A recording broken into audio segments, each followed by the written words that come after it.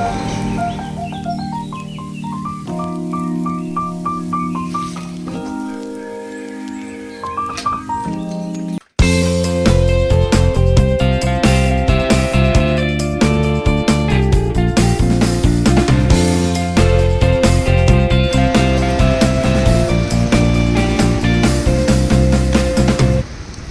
मैं मार्केट निकली हूँ क्योंकि बहुत सारे काम मेरे पेंडिंग पड़े हुए थे। काफ़ी टाइम से सोच रही थी करने के लिए, पर कुछ ना कुछ प्रॉब्लम हो ही जा रही थी, घर से निकल ही नहीं पा रही थी। पर आज समय निकाल करके मैं मार्केट आ ही गई। सबसे पहले तो मैं डॉक्टर के पास गई। वहाँ मैं अपना चेकअप वगैरह कराई, दवा लिया। फिर वहाँ से मैं सीधे निकल गई लेंसकार्ट, जहाँ मेरे को चश्मा अपना ठीक करवाना था। मेरे चश्मा थोड़ा सा ना बैठने के कारण टेढ़े हो गए थे, जिसकी वजह से मुझे पहनने में बहुत ही दिक्कत हो रही थी। तो मैं सीधे यहाँ पे आ गई। बीच बीच में मैं अपना चश्मा वगैरह जब भी प्रॉब्लम होती है तो मैं आ जाती हूँ यहीं पे ठीक करवाने। फिर उसके बाद 3-4 काम निपटाया और उसके बाद सीधे मैं घर आ गई। गाड़ी को स्टैंड पे खड़ा किया और सीधे मैं पहुँच गई पार्लर। मेरे घर के नीचे ही 3-4 पार्लर है। मुझे ज़्यादा दूर जाने की ज़रूरत ही नहीं पड़ती है। इस समय हमारे फोरहेड, अपर लिप और आईब्रो काफ़ी बढ़ चुके थे। मैंने काफ़ी टाइम से इसे बनाया ही नहीं था, इसलिए मैं यहाँ पे पार्लर में चली आई। क्योंकि ये सारी चीज़ें जब बढ़ जाती हैं ना तो चेहरा आपका बहुत ही गंदा लगने लगता है, इसलिए इसे समय समय पर मैं बनवाती ही रहती हूँ। Hello friends, welcome back. I hope आप सब बहुत ही अच्छे होंगे। बहुत बहुत स्वागत करती हूँ आपके अपने चैनल लाइफ स्टाइल इम्प्रेशन में।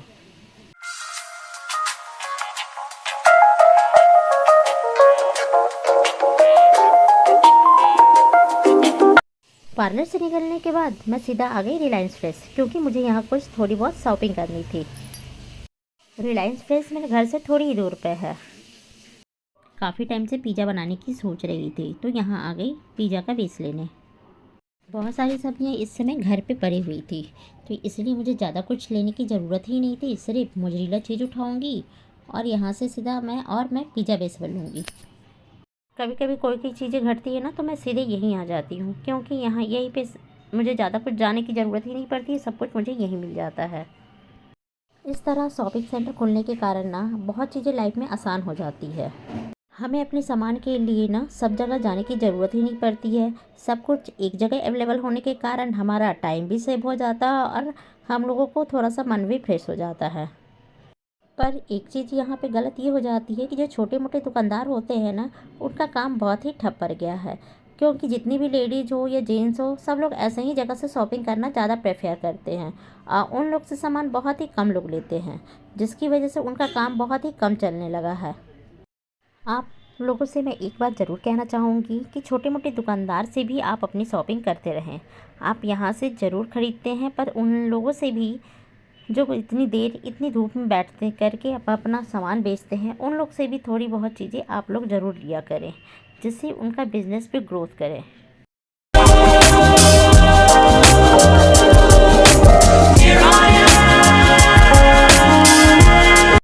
फ्रेंड्स, मैं काफ़ी टाइम से वीडियो नहीं डाल पा रही थी, क्योंकि मैं कुछ समय के लिए आउट ऑफ स्टेशन चली गई थी। मेरे घर में थोड़े बहुत डिस्टर्बेंस चल रहे थे। मेरी मम्मी एक्चुअली बहुत ही बीमार हुआ इस टाइम है, इसलिए मेरा मन भी डिस्टर्ब हो चुका है और मैं काफ़ी टाइम के बाद ये वीडियो डाल रही हूँ। काफ़ी टाइम पहले की ये वीडियो है, जब मेरे जाने के पहले ही ये वीडियो मैंने बना चुकी थी। उसी समय की ये वीडियो पड़ी हुई थी। गैलरी में जितनी भी हमारी वीडियो पड़ी हुई है ना, धीरे धीरे करके आप लोग के साथ शेयर करूँगी।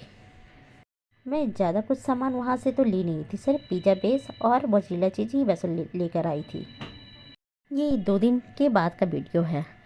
मैं सोची आज मैं पिज़्ज़ा बना ही रही हूँ तो इसी वीडियो में मैं इसको ऐड कर देती हूँ।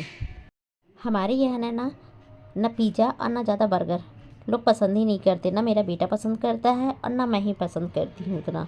हाँ, शौकिया थोड़ा बहुत कभी कभी कभार खा लेती हूँ। पिज़्ज़ा में जो जो वेजिटेबल्स यूज करते हैं ना, वो सारे वेजिटेबल इस समय मेरे घर पे उपलब्ध थे, इसीलिए मैं मार्केट जा कर के पिज़्ज़ा का बेस लेकर चली आई। मैं ऑनलाइन भी पिज़्ज़ा कभी ऑर्डर नहीं करती हूँ। और सारी चीज़ें तो मैं ऑर्डर कर लेती हूँ, पर अगर कभी कोई बोलता है पिज़्ज़ा ऑर्डर करने के लिए, तो मैं पिज़्ज़ा उतना ऑर्डर ही नहीं करती, क्योंकि मुझे बहुत ही ये रेयर पसंद है। आजकल मेयोनीज और पास्ता सॉस की इतनी सारी डिशेज़ आ गई है ना, जो मुझे बहुत ही कम पसंद आती है। पर आजकल के जो बच्चे हैं ना, ये सारी चीज़ों की डिशेज़ ही ज़्यादा पसंद करते हैं। उन्हें भूख जब भी लगती है ना, तो बस फरमाइश करते हैं कि ये चीज़ लाना है, वो चीज़ खाना है।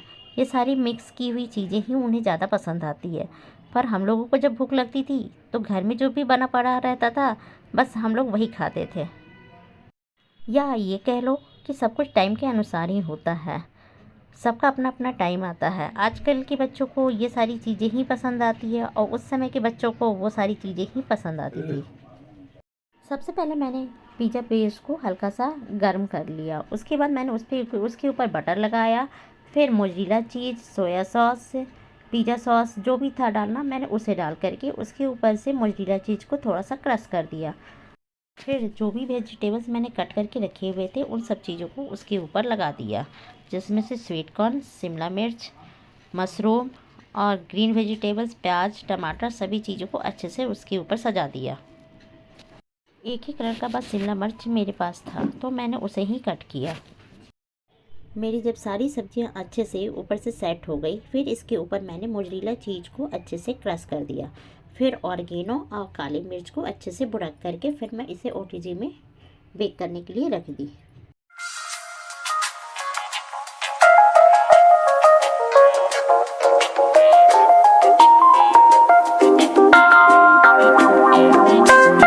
कभी कभी ना ये सारी चीज़ें करने में ना वाकई में बहुत ही मज़ा आता है। कुछ नई नई चीज़ें बना करके सबको घर को खिलाओ ना, तो एक अलग ही मज़ा आता है। मैंने ये जो चीज़ लेकर आई हूँ ना, मुझे ये चीज़ उतना जमा नहीं। मुझे तो सबसे ज़्यादा खुला वाला जो पैकेट में चीज़ आती है ना, वो ज़्यादा अच्छा लगता है।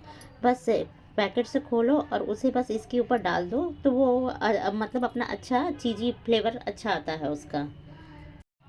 इसके चारों तरफ मैंने बटर लगा दिया है, जिससे कि कड़ापन इसमें ना आए। इधर उधर से जो थोड़ी बहुत आवाज़ आ रही होगी ना, इसके लिए मैं सॉरी बोल रही हूँ, क्योंकि मैं जितना भी चाहती हूँ कभी कभी इधर उधर की आवाज़ें इसमें आ ही जाती है। मैं इसे ओटीजी में फिर ऊपर नीचे का रॉड ऑन करके फिर ये 15 से लेकर के 20 मिनट तक मैं इसे बेक करूँगी। आज रोटी सेकने की उतनी झंझट है नहीं, क्योंकि घर में 2 लोग हैं ही नहीं हमारे यहाँ। इसीलिए आज हम लोगों ने सोचा कि क्यों ना आज पिज़्ज़ा पार्टी की जाए। इसीलिए मैंने आज पिज़्ज़ा पार्टी का प्लान बना ही लिया था। अब इसे प्लान कहो या लक कहो, मैं क्या कहूँ। जब हम लोग पिज़्ज़ा खा रहे थे सारी किचन क्लीन होने के बाद, तो फिर हमारे हस्बैंड जी आ गए। अब उन्हें खाना चाहिए था कि खाना में आज क्या तुमने डिनर में बनाया है।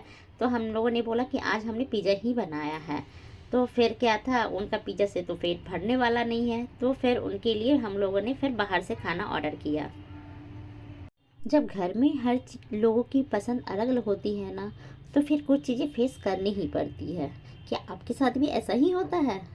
मेरे साथ तो ये अक्सर ही होता है, क्योंकि हमारे यहाँ ना मेरे पापा जी की पसंद अलग है, मेरी बेटी की पसंद अलग है, और कभी कभी मेरे हस्बैंड की भी पसंद अलग अलग होती है।